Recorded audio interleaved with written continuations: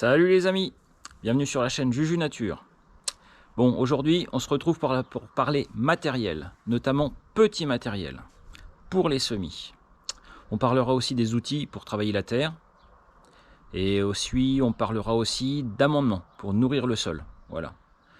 Bon, sur ce, en avant pour cette nouvelle vidéo. Bon allez, pour commencer, petit matériel pour les semis. Alors quand vous commencez des semis, il y a plusieurs solutions. On peut commencer le plus classique par une terrine. On peut trouver ça dans le commerce. On peut utiliser n'importe quel récipient avec une certaine hauteur, je dirais à peu près 10 cm. C'est largement suffisant, il n'y a pas besoin d'en acheter. On peut faire de la récup avec n'importe quoi. Un bac en polystyrène de poissonnier, des petites terrines comme ça qu'on peut trouver dans le commerce. Ce qui est vraiment l'idéal, c'est de trouver le couvercle qui va bien dessus. Et comme ça vous fait un petit effet serre. Dans le commerce, en plus, on a la petite ventilation, ça peut aider aussi. Voilà. J'en ai plusieurs, je fais pas mal de semis dedans. Ça permet, si sur une petite surface, de faire beaucoup de semis d'un coup qui vont nécessiter un repiquage derrière. Par exemple pour la tomate. Voilà. Donc la terrine, c'est très utile, c'est facile, ça prend pas tant de place que ça. On peut utiliser aussi des plaques alvéolées. Vous avez déjà vu dans différentes vidéos précédentes que j'utilisais pas mal ça. Alors ça, vous en trouvez dans le commerce. Là, j'en ai plusieurs plaques. Vous allez en trouver dans le commerce à tous les prix, toutes les qualités certainement. Si vous vous renseignez bien, allez dans une jardinerie. Quand ils en reçoivent, ils en baignent des centaines et des centaines à la poubelle. Eux, ils les gardent pas. Alors c'est dans un plastique peut-être un petit peu moins solide que ce que vous pourriez acheter sur le commerce sur internet. Ça fera le job très bien. Hop, on sème là-dedans, on tasse. Vous avez déjà vu dans les vidéos comment je faisais. Et quand on démote, hop, on a juste à passer le doigt dessous. Ça pousse le plant. Vous verrez ça quand je repiquerai les tomates. J'en fais beaucoup. Ça permet sur une surface pas si grande que ça d'en faire, là je sais pas, 5, 2, 4, 6, 8, 10, 50 plants. Juste sur cette plaque là, 50 plants. Il y a différentes tailles. Il y a des plus petites, il y a des plus grandes, différents diamètres, voilà. Après c'est que de la récup, mais vous pouvez trouver ça dans le commerce. On peut faire aussi ces semis en presse-motte, avec un petit ustensile comme ça, qui s'appelle un presse-motte. Alors il y a différentes techniques. Celle-là, bon, c'est pas ma préférée, voilà. Vous ne me verrez pas faire beaucoup de plants avec ça. Il faut préparer le mélange terreau très humide. Je ferai éventuellement une vidéo plus tard sur ce sujet là, je vous montrerai comment faire. On tasse, hop, on met dans une terrine par exemple, hop, comme celle-ci, on pose et on presse et on soulève, et ça va vous faire des petits cubes de terreau compressés avec un petit trou, parce qu'il y a un petit ergot qui est juste là qui fera le petit trou. On met la graine, on recouvre avec un tout petit peu de terreau et normalement ça germe dedans et ça commence à s'enraciner dedans. Moi j'ai essayé sur les tomates par exemple, je trouve que c'est pas l'idéal, parce que pour ma façon de penser, un presse-motte ça emmène jusqu'au bout du repiquage dans le jardin. Et pour une tomate par exemple, alors il y a différentes tailles, celui-là fait 4 sur 4 sur 4. Pour moi, pour une tomate, c'est trop petit. Je sais qu'il en existe des plus gros et des plus petits aussi. Alors ça dépend ce que vous voulez faire avec. Peut-être que des fleurs, c'est suffisant. Voilà, je sais pas. Je vous ferai une vidéo pour vous montrer comment ça fonctionne. Quand on fait des semis, il faut aussi un truc indispensable, des étiquettes. Alors je sais pas si on voit très bien, parce que là, j'ai un vrai rayon de soleil, ça m'éclaire beaucoup. Des étiquettes. Alors voilà. Des étiquettes pour marquer ce que vous semez, parce que si vous le faites pas, vous allez plus vous y retrouver. Ça m'est arrivé maintes et maintes fois, donc je vous le dis, prenez des étiquettes, vous allez trouver ça sur Amazon ou ailleurs, vous allez trouver ça pas cher.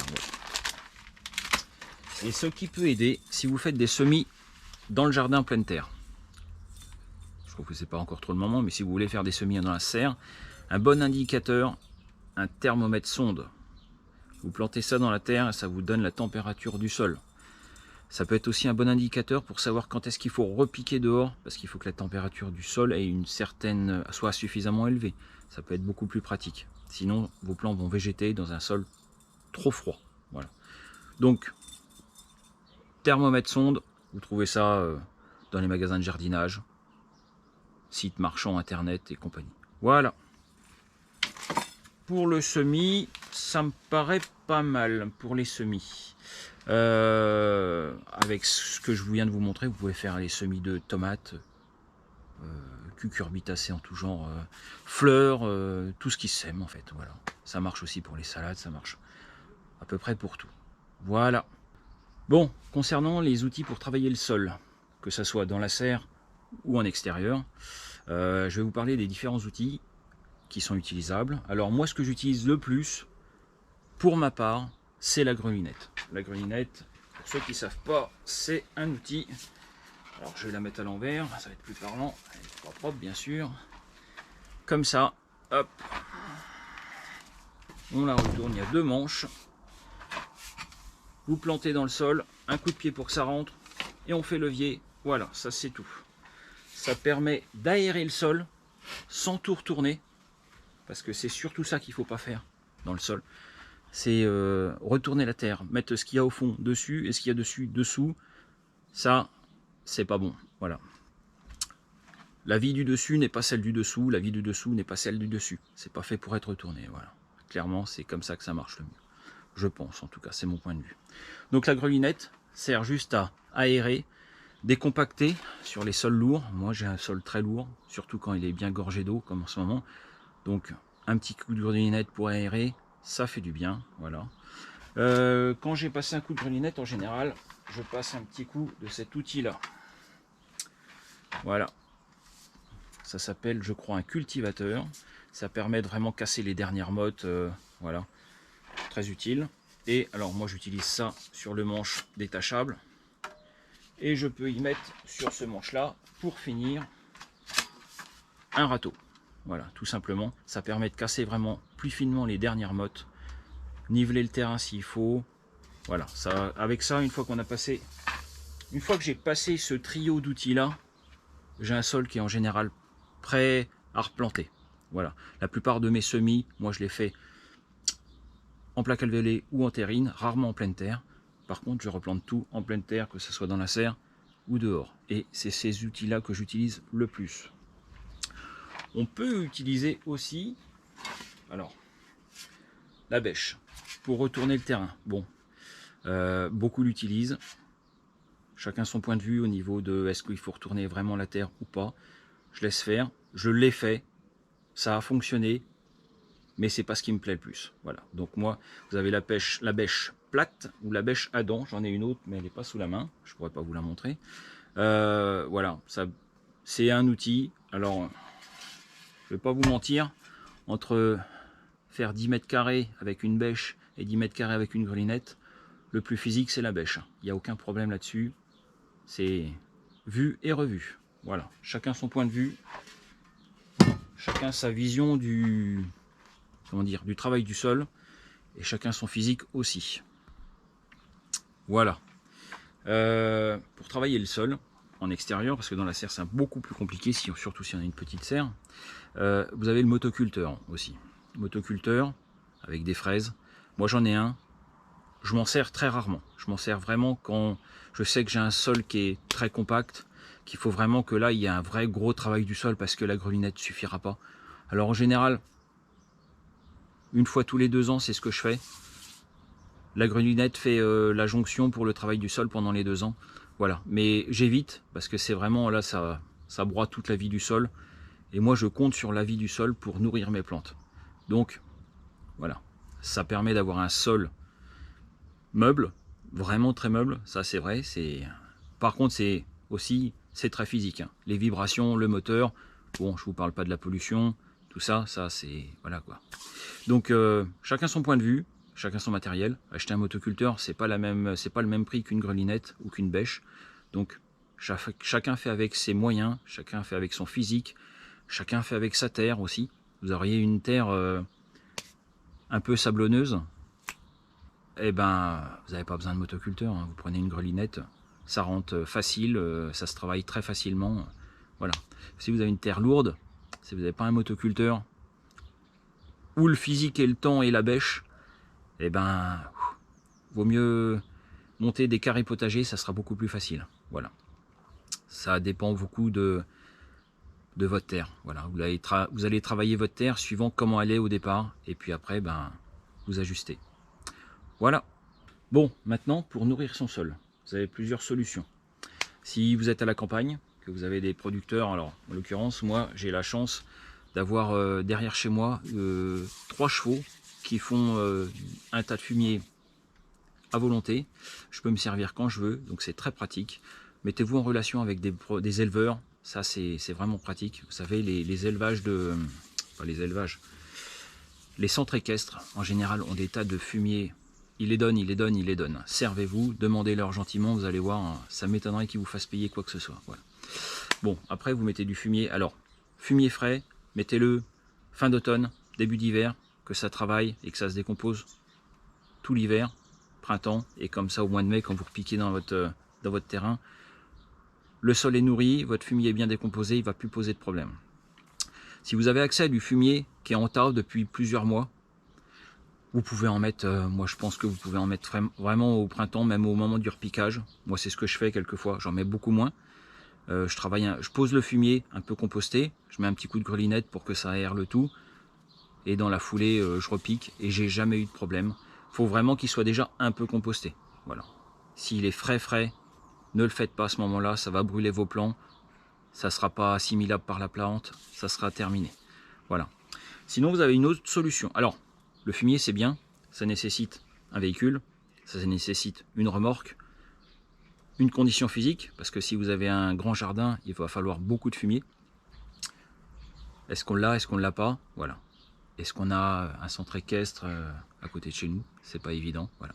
Vous pouvez trouver du fumier en sac aussi dans les jardineries. Moi, je trouve que c'est vendu un peu trop cher pour ce que c'est, mais bon. Voilà. Chacun fait avec ses moyens, avec ce qu'il a et ses ressources. Voilà.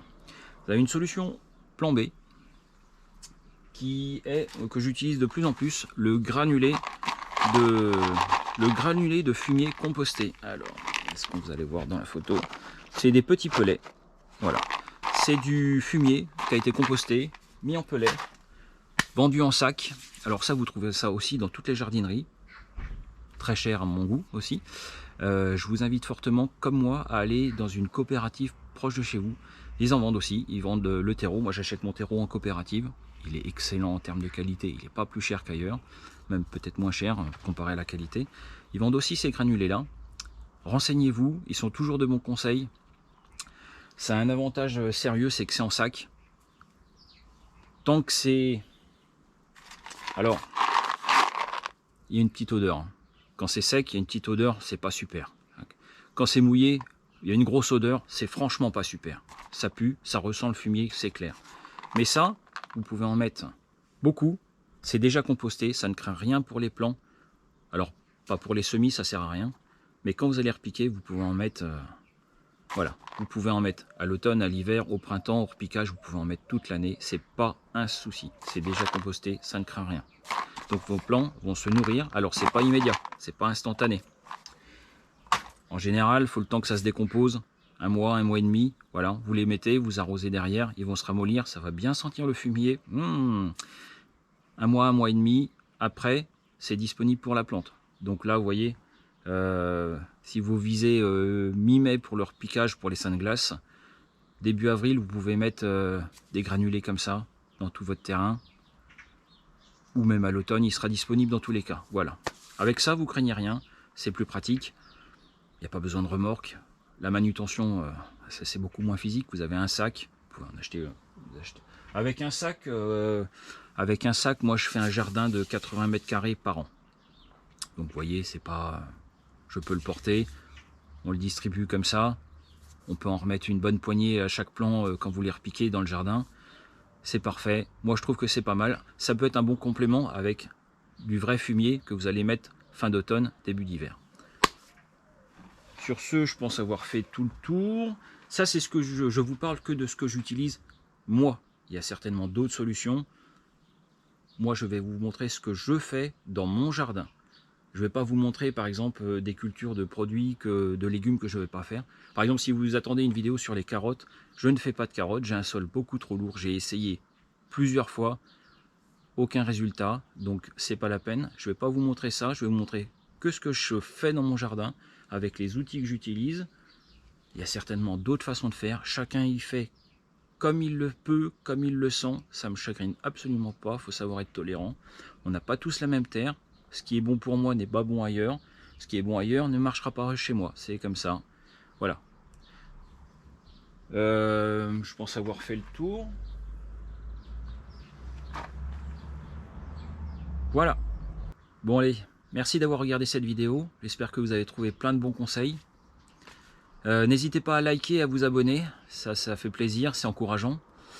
Et je vous dis à la prochaine pour de nouvelles vidéos.